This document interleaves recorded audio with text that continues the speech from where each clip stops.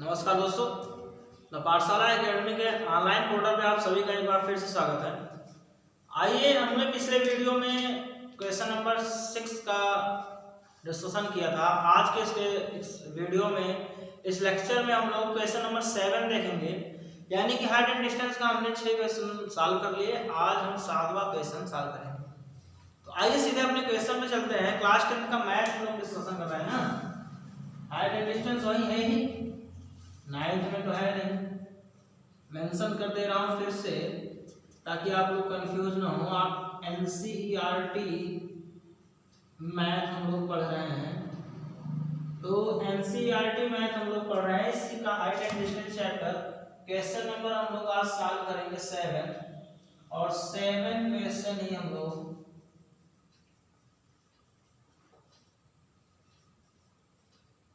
क्योंकि हम लोगों ने क्वेश्चन जो है 6 तक का डिस्कशन कर लिया है।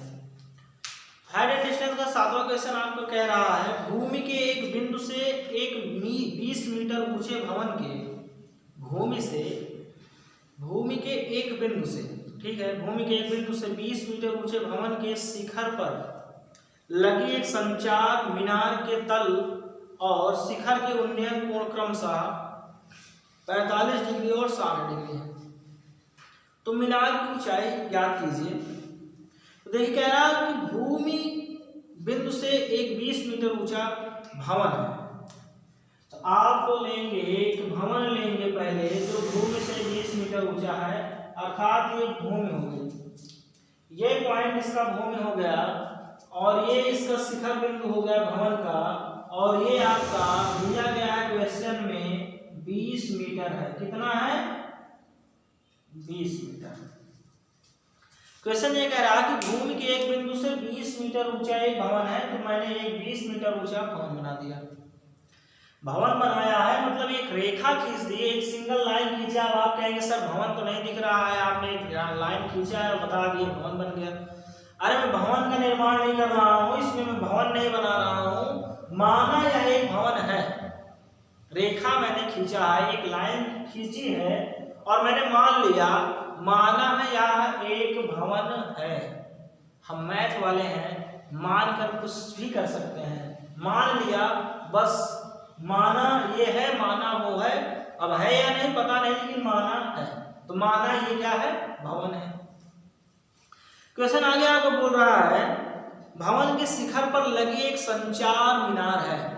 भवन के शिखर पे एक संचार मीनार लगी। अब आप सोच रहे हैं संचार मीनार क्या होता है? अभी तक आपने मीनार के बारे में सुना था, अब ये संचार मीनार कहाँ से आ गया, है ना? तो डरने और घबराने की बात नहीं है। ये संचार मीनार बच्चा है टावर। क्या है? टावर है। ये टावर वो टावर है जिस टावर की वजह से आज दुनिया चल रही है। आज मैं आपको पढ़ा रहा हूं, मैं पढ़ा रहा हूं, आप पढ़ रहे हैं, आप वीडियो देख रहे हैं, आप वीडियो गेम खेल रहे हैं, बहुत सारे लोग PUBG खेल रहे हैं। ये इसी टावर का कमाल है। हाँ, बहुत सारे लोग बहुत कुछ कर रहे हैं इसी टावर से, कोई बात नहीं। तो जिसका जो क्षेत्र है वो अपने अपने क्षेत्र में माहिर है, अपना अपना क्षेत्र मजबूत कर रहा है और अपने अपने क्षेत्र के अनुसार काम कर रहा है, तो कोई बात नहीं। सभी को अपने अपने क्षेत्र के अनुसार अपने अपने क्षेत्र में काम करने की अनुमति है। अनुमति होने का मतलब स्वतंत्रता उसको प्राप्त है। वो अपने अकॉर्डिंग अपने क्षेत्र में जो काम करना चाहे कर सकता है, उसको कोई बोलने वाला नहीं। तो एक मीनार है, माना जाए एक मीनार है, मीनार के छत पर अर्थात मीनार के शिखर, मीनार शिखर का मतलब होता है छत पर एक संचार मीनार लगे, सॉरी ये भवन है, भवन की छत पर एक संचार मीनार लगा है। तो यहाँ पे भवन का ये छत हो गया, और ये एक संचार मीनार मैंने लगा दी। ये क्या लगा दिया मैंने? संचार मीनार एक लगा दिया। संचार मीनार लगा दिया तो कह रहा है संचार मीनार के तल, अर्थात संचार मीनार का जो तल है और शिखर के उन्नयन कोण क्रमशः 45 डिग्री और 60 डिग्री है। तो संचार मीनार का ये जो तल है ये और ये जो शिखर है, इन दोनों का उन्नयन कोण दिया गया है और वो उन्नयन कोण आपको दिया गया है, क्या दिया गया है, 45 डिग्री और 60 डिग्री है। तो ये तल से 45 डिग्री का एंगल बनाया और शिखर से 60 डिग्री का एंगल बनाया। क्रमशः तल से और शिखर से क्रमशः 45 और 60 डिग्री है। जब किसी भी चीज के आगे क्रमशः जोड़ देता है तो पहले 45 और 60 ऐसे लिखा हुआ है, क्रमशः 45 60 है, तो पहले हम 45 लेंगे, उसके बाद 60 लेंगे। क्रमशः मतलब होता है क्रम से। तो कह रहा है कि संचार मीनार के तल से और उसके शिखर से क्रमशः उन्नयन कोण क्रमशः 45 डिग्री और 60 डिग्री है। तो इसका मतलब तल से 45 डिग्री और शिखर से 60 डिग्री है। ठीक, यहां तक बात आपको समझ में आ गई, बिल्कुल आई होगी। और उसके बाद अब क्वेश्चन कह रहा है मीनार की ऊंचाई ज्ञात कीजिए। तो बिल्कुल मीनार की ऊंचाई ज्ञात किया जाएगा। भैया आप इस पॉइंट को ए मानेंगे, इस पॉइंट को आप बी मानेंगे, इस पॉइंट को सी मानेंगे और जो ये पॉइंट है इस पॉइंट को आप बी मानेंगे। इसी डी पॉइंट पे आपको इसी डी पॉइंट पे मीनार का, संचार मीनार का तल और भवन का छत दोनों ऐसे लगे हुए हैं। माना यहाँ एक भवन है, इसके ऊपर मैंने संचार मीनार लगा दिया।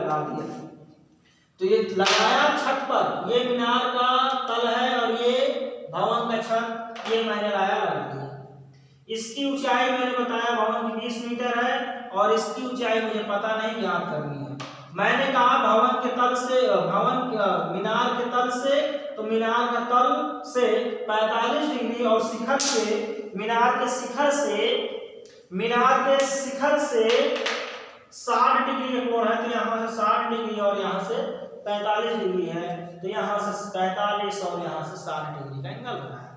भवन की ऊंचाई 20 मीटर है, तो मैंने भवन की ऊंचाई 20 मीटर मैंने माना नहीं बल्कि क्वेश्चन में दिया गया है।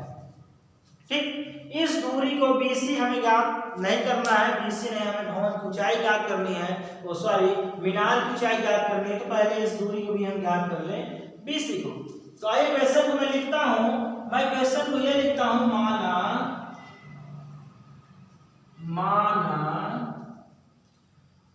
संचार मीनार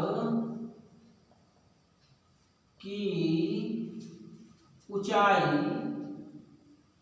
माना संचार मीनार की ऊंचाई h मीटर है। क्या है भैया? h मीटर है ना? तो h मीटर है, मैंने यहाँ पे लिख दिया, ये h मीटर है। क्या है ये? h मीटर है। आपने मान लिया, मैंने मनवाया, आपने मान लिया। मैं मनवा दिया और आपने मान लिया। कितनी विडंबना भरी बात है। मैं बोल दिया कि माना ये h है, तो आपने कह दिया हाँ सर h। मैंने कह दिया ये 20 है, तो आपने कह दिया हाँ 20 है। मैंने कह दिया 45 है, तो आपने भी कह दिया 45 है। मैंने कहा ये 60 है, तो आपने भी कह दिया 60 है। मतलब आपको अपने से कुछ नहीं करना है। मैंने ये कह दिया कि ये इतना है, तो आपने मान लिया, आप मान कर बैठ गए। अपने सब कब करेंगे? चलिए ठीक है, मैं ही बताऊंगा तभी आप करेंगे। तो माना मीनार, संचार मीनार की ऊंचाई h है, मैंने मान लिया h मीटर है, तो कोई बात नहीं, h मीटर है। तो आप इसी के नीचे लिखेंगे भवन की ऊंचाई, भवन की ऊंचाई आप देखेंगे तो आपको मिलेगी BD बराबर हो जाएगा 20 मीटर। और जो मीनार की ऊंचाई आप देखेंगे तो आपको AD मिलेगा। क्या मिलेगा? AD, है ना? और आपको एक चीज और बता दूं, AB बराबर जब आप लिखेंगे तो AB बराबर जो होगा वो AD प्लस BD का योग होगा कि नहीं होगा? बिल्कुल होगा। AB जब पूरा लिखेंगे तो AD प्लस BD, तब वो AD बराबर होगा।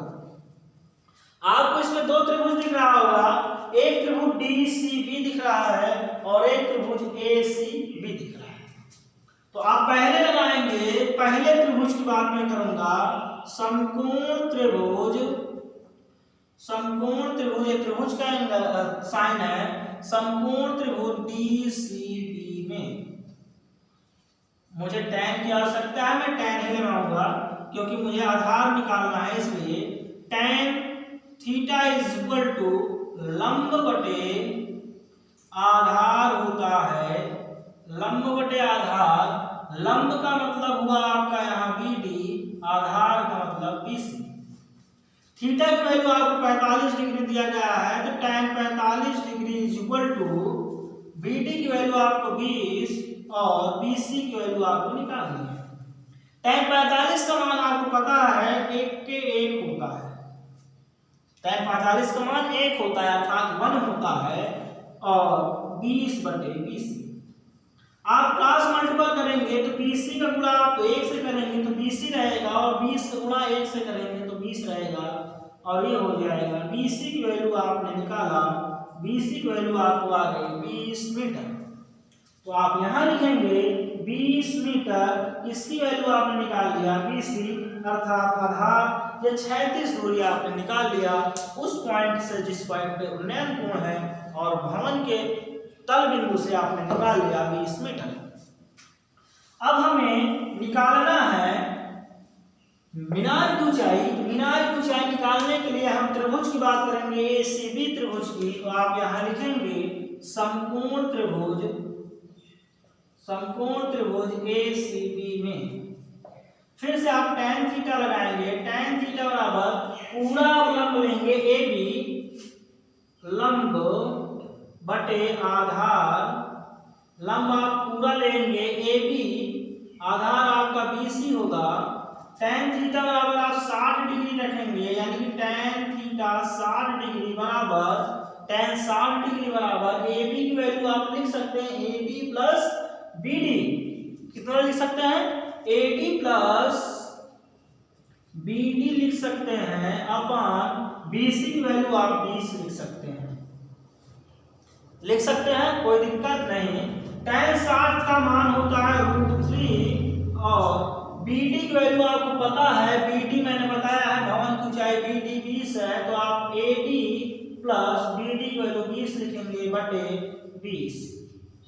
क्रॉस मल्टीपल करेंगे 20 का √3 से, तो आएगा 20 √3 बराबर 1 का वैल्यू आप AD प्लस 20 से करेंगे तो सेम रह जाएगा, कोई परिवर्तन देखने को नहीं मिलेगा। AD प्लस 20 को आप 20 √3 की तरफ लाएंगे तो प्लस से माइनस हो जाएगा, तो आप लिखेंगे AD बराबर 20 √3 माइनस 20। इस 20 को आप इधर लाएं, आप इधर लाएं, दिखा आपको इधर ही रहा है, तो मैं आपको बता दूं AD बराबर आप 20 √3 माइनस 20 लिख सकते हैं, या इसके बराबर या इसके बराबर, ये बस मैंने पलट दिया। AD बराबर आप लिख सकते हैं 20, दोनों में कॉमन दिख रहा है तो 20 कॉमन, ये हो गया 3 - 1 अर्थात √3 - 1, और यही AD की वैल्यू है, यही आपका आंसर भी है। यही आपका क्या है, यही आपका आंसर है, यानी कि आपका 7वां क्वेश्चन सॉल्व हुआ। That's a very easiest question जो हमने सॉल्व किया कुछ ही मिनटों में। आप इसको नोट करिए, और इसके बाद हम क्वेश्चन नंबर चलते हैं 8 की ओर। क्वेश्चन नंबर 8 हमारा क्या कह रहा है, हम इसके ओर चलते हैं। मेरे हिसाब से आप इसको नोट कर लिए होंगे, नोट नहीं किए हैं तो आप इसका स्क्रीनशॉट लें, और क्वेश्चन नंबर 8 की ओर हम लोग चलते हैं। ठीक,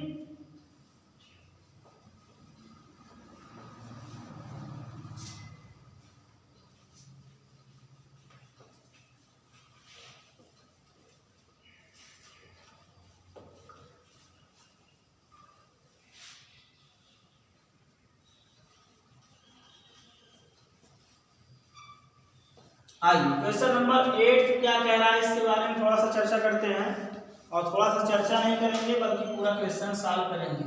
आप लोग खुश हो जाते हैं कि आज थोड़ी सी चर्चा ही होगी, पढ़ाई नहीं, तो पढ़ाई तो होगी बच्चे, है ना। क्वेश्चन नंबर 8 ये कह रहा है एक पेडस्टल है, ठीक है, कि शिखर पर 1.6 मीटर ऊंची मूर्ति लगी है।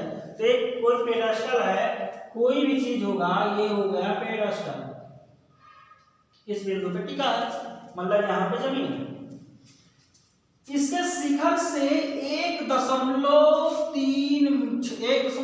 मीटर ये दूरी हो गई यहां से 1.6 मीटर। कितनी हो गई बच्चा? 1.6 मीटर हो गई। ये एक मूर्ति लगी हुई है, मूर्ति जिसके ऊपर लगाया जाता है उसको एक पेडेस्टल बोलते हैं, जिस स्थान पर मूर्ति को रखा जाता है, जिसे आप चबूतरा बोल सकते हैं। ठीक, उसका अब उसके बाद भूमि के एक बिंदु से मूर्ति के शिखर का उन्नयन कोण 60 डिग्री है। भूमि के एक बिंदु से मूर्ति के शिखर बिंदु का उन्नयन कोण 60 डिग्री है। तो ये है मूर्ति का शिखर और ये कहीं है एक बिंदु भूमि पर, इसका उन्नयन कोण है 60 डिग्री। तो मैंने ये लिया मूर्ति का शिखर और यहाँ लाया ये बिंदु, और मैं जब इसको 60 डिग्री बनाऊंगा, 36 रेखा को नीचे जमीन में मिलाऊंगा। मैंने यहाँ इसको लाया और ये 36 रेखा में मिला दिया। जब मैंने मिलाया तो ये एंगल जो मुझे प्राप्त हुआ वो 60 डिग्री का मिला। कितने डिग्री का मिला? 60 डिग्री का मिला। मैं अब इसको नाम में दे दूंगा ए, बी और सी। एक पॉइंट अभी मुझे और मिलेगा, क्योंकि अभी क्वेश्चन पूरा मैंने पढ़ा नहीं है, क्वेश्चन अभी कुछ और कहेगा। ठीक, क्वेश्चन अभी कुछ और कहेगा। अभी बहुत खाली खाली रह रहा ना, अभी इसको भरना है। अभी ये बहुत खाली खाली है। फिर कह रहा है और उसी बिंदु से पेडेस्टल के शिखर का उन्नयन कोण 45 डिग्री, अर्थात इसी बिंदु से पेडेस्टल का शिखर ये है पॉइंट जो मैंने लगाया है, ये पेडेस्टल का शिखर है, इसका उन्नयन कोण 45 डिग्री है। तो आइए मैं इसका भी उन्नयन कोण बना देता हूं, और इसका उन्नयन कोण जो मैंने बनाया, ये मैंने बनाया इसका उन्नयन कोण जब मैंने बनाया ये मैंने इसका उन्नयन कोण बना दिया, और इसका उन्नयन कोण जब मैंने बनाया तो आपको ये मिला 45 डिग्री और पहले आपको मिला था 60 डिग्री। ठीक, यानी कि मूर्ति के शिखर से उन्नयन कोण 60 डिग्री था, पेडेस्टल के शिखर से उन्नयन कोण 45 डिग्री है। बिंदु एक ही पॉइंट पे है, अलग अलग नहीं है। अब ये कुछ भरा हुआ दिखाई दे रहा है। आगे फिर कह रहा है पेडेस्टल की ऊंचाई याद कीजिए। तो माना पेडेस्टल की ऊंचाई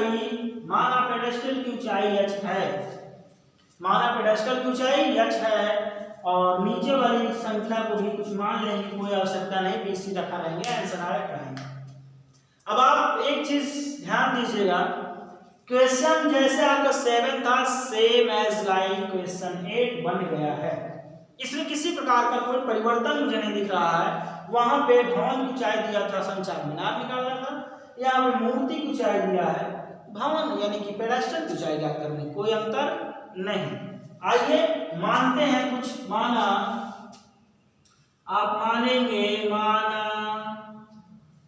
पेडेस्टल की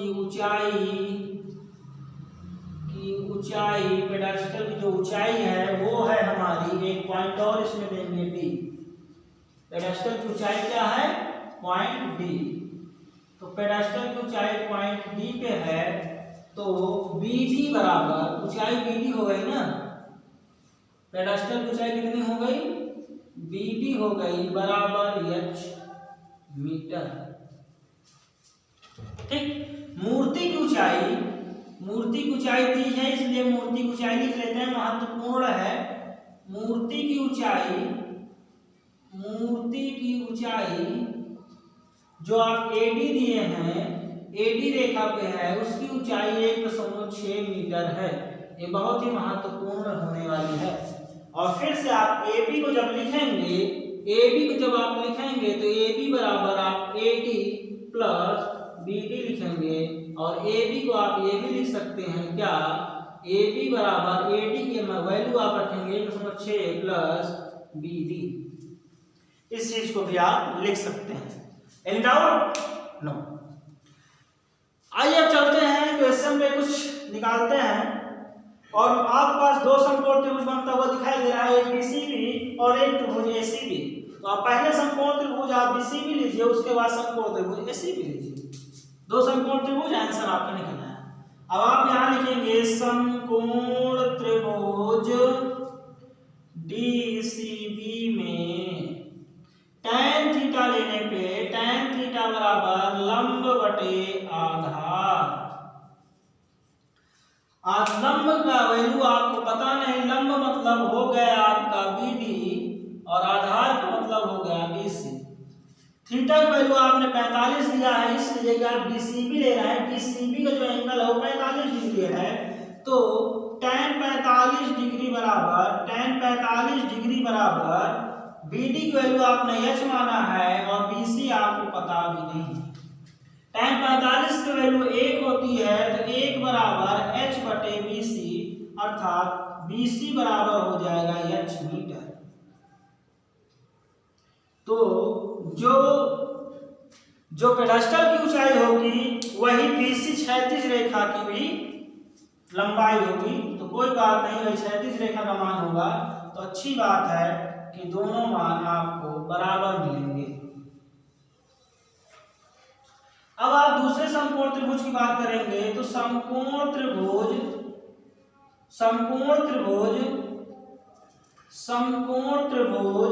ACB में, समकोण त्रिभुज ACB में tan theta is equal to लंब बटे आधार।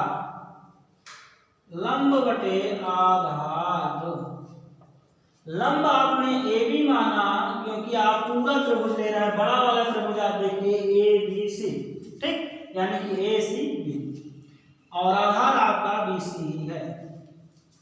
थीटा का वैल्यू 60 डिग्री है बड़े वाले एंगल के लिए, बड़े वाले त्रिभुज के लिए एंगल जो है वो 60 डिग्री है, क्योंकि मूर्ति की शिखर से उन्नयन कोण 60 डिग्री है। तो थीटा बराबर आप लिखेंगे 60 डिग्री बराबर AB को आप लिख सकते हैं AD plus BD upon BC को आप लिख सकते हैं h। आपने BC का मान यहाँ h निकाला है, तो इस BC के स्थान पे आप h लिख दिए। tan 60 अंश का मान आपको पता है √3 होता है, बराबर AD की वैल्यू आप लिख सकते हैं 106 प्लस BD की वैल्यू तो आपको फाइंड ही करनी है, तो BD बटे h, ठीक। h को आप इधर क्या करेंगे तो यह हो जाएगा √3h बराबर 1.6 प्लस BD। क्या हो जाएगा, BD का मान आप लिखना चाहें तो आपने माना है BD बराबर क्या है h, तो आप डायरेक्ट यहां पे रख दीजिए BD बराबर h। क्या लिखेंगे अब, BD बराबर आप लिख देंगे h। आपने माना है ना पेडस्टल की ऊंचाई BD बराबर 10, पेडस्टल की ऊंचाई BD बराबर h आपने मान रखा है, तो इस BD के स्थान पर मैं h लिख सकता हूं। अब आप इस h को इधर लाएंगे, 106 को उधर रहने देंगे, आप एक h को इधर लाएंगे तो हो जाएगा √3h माइनस h प्लस का है, इधर आएगा माइनस होगा, बराबर 1.6। इन दोनों में आपको h कॉमन दिख रहा है, तो h बराबर हो जाएगा, h कॉमन आप लेंगे, h आपने जब कॉमन लिया, h आपने क्या किया कॉमन लिया, तो आपका हो जाएगा h कॉमन में अंडर, फिर इनटू में √3, यहाँ पे 1 बचा, 1 इक्वल टू 1.6। फिर आप इसको आगे सॉल्व करेंगे, h बराबर लेंगे तो ये √3 माइनस 1 इसके नीचे जाएगा, तो हो जाएगा h बराबर 1.6 अपॉन √3 माइनस 1। हर का परमीकरण कर देंगे, हर का जब आप परमीकरण करेंगे 3 प्लस 1 से आप अंश और हर में क्या कर देंगे गुणा। फिर आप इसको बराबर कर भी लिखेंगे, 1.6 से गुणा आप √3 प्लस 1 से करेंगे तो उतना ही रहेगा, ये हो जाएगा 1.6 into √3 plus 1 upon √3 minus 1 into √3 plus 1, √3 minus 1 into √3 plus 1, एक ब्रैकेट में 3 प्लस माइनस 1 3 प्लस 1 ये होगा a square minus b square का फॉर्म है, तो √3 का स्क्वायर और 1 का स्क्वायर, √3 का स्क्वायर 3 और 1 का स्क्वायर 1, यानी कि 3 माइनस 1। h बराबर आपको मिलेगा 1.6 अंडर √3 माइनस 1 अपॉन 3 में से गया 2, ये कैंसिल हो जाएगा, 106 2 से कैंसिल होगा, आपका आंसर आएगा 0.8 ब्रैकेट में √3 - 1, यही आपका आंसर होगा। ठीक, आपका आंसर आएगा 0.8 इंटू √3 - 1। अगर आप वहां पे समझ में नहीं आ रहा है तो इस आंसर को आप यहाँ पे लिख सकते हैं। मैं इसको थोड़ा सा एडजस्ट कर दूं, इसको अगर मैं थोड़ा सा एडजस्ट कर दूं तो ये हो गया एडजस्ट, और ये आपका जो मान है मैं आपको मान यहाँ लिख दूं, h बराबर 1.6 √3 - 1 था बटे 2 था, मैंने इसको कैंसिल किया, ये 0.8 √3 - 1 बटे कुछ नहीं, 2 तो कट गया ना। ये आपका आंसर, यही आपका आंसर आया था जो आंसर मैंने वहां पे लिखा हुआ है। जब आपने सॉल्व किया तो ये आपका आंसर आया। ठीक, अब आप दशमलव हटा के इसका आंसर और भी लिख सकते हैं, इसमें कोई समस्या नहीं है, लेकिन ये आंसर आपका इतने मीटर आया है, तो अर्थात आपकी पेडेस्टल की ऊंचाई जो आई है h बराबर, पेडेस्टल की ऊंचाई h बराबर जो आपका आंसर आया वो 0.8 √3 - 1 आया, सॉरी 3 + 1 आया हुआ है। 3 प्लस कितना आया हुआ है, 3 + 1 आया हुआ है। कितना आया हुआ है बच्चा, 3 + 1 आया हुआ है, प्लस का आया हुआ है, आप प्लस का लगाएंगे क्योंकि आपने परिमेय किया ना, तो 3 + में आएगा, ये 3 आपके इतने मीटर आपका पेडेस्टल की ऊंचाई किया है। तो आज की इस वीडियो में क्वेश्चन 8 तक ही, नेक्स्ट वीडियो हम लोग क्वेश्चन 9 का डिस्कशन करेंगे। ये क्वेश्चन सेम था आपका 7वां और 8वां सेम पैटर्न पे था, इसलिए मैंने इसको एक ही वीडियो में बना दिए, बाकी आपको अलग अलग वीडियो में अलग अलग क्वेश्चन ही मिलेंगे। ठीक है, आज बस यहीं तक, धन्यवाद क्लास।